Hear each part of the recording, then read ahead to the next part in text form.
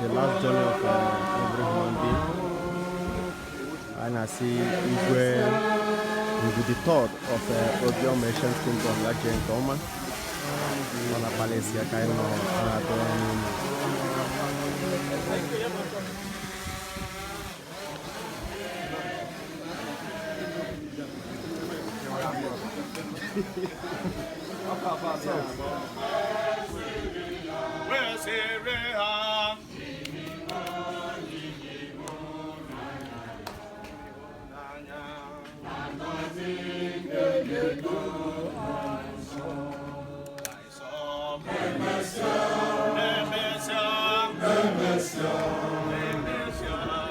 Jesus konala omahu memesia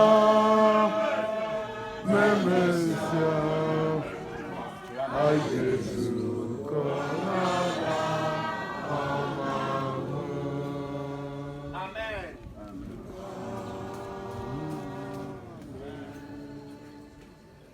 Ka ikpere Chineke site n'okwukwe na ezi olileanya nke mbilite n'ọnwụ baa na ndụ ebighị ebi site n'onye nwe anyị Jizọs Kraịst, anyị arara mkpụrụ obi nwanne anyị nwoke bụ Ikechukwu nye Chineke nke pụrụ ime ihe niile, rarakwa arụ ya nye n'ala, aja lara aja, ntụ lara ntụ, uzuzu lara uzuzu.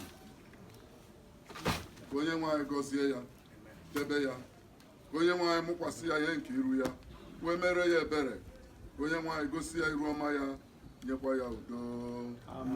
Onye nwe anyị nọnyere unu. Chineke ekpere nke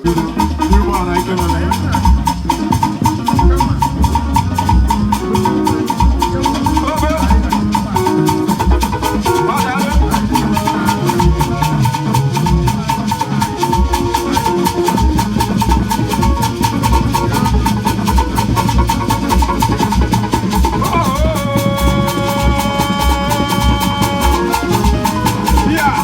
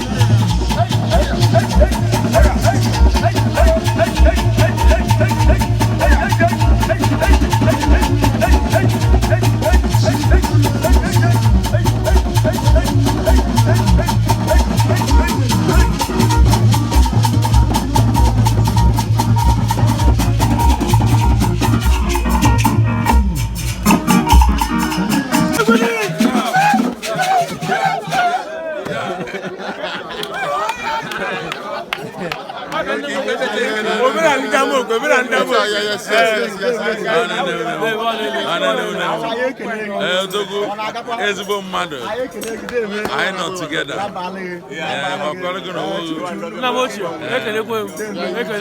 ọkwa taa ka CNN to ebido and you are going to get there in Jesus name amen.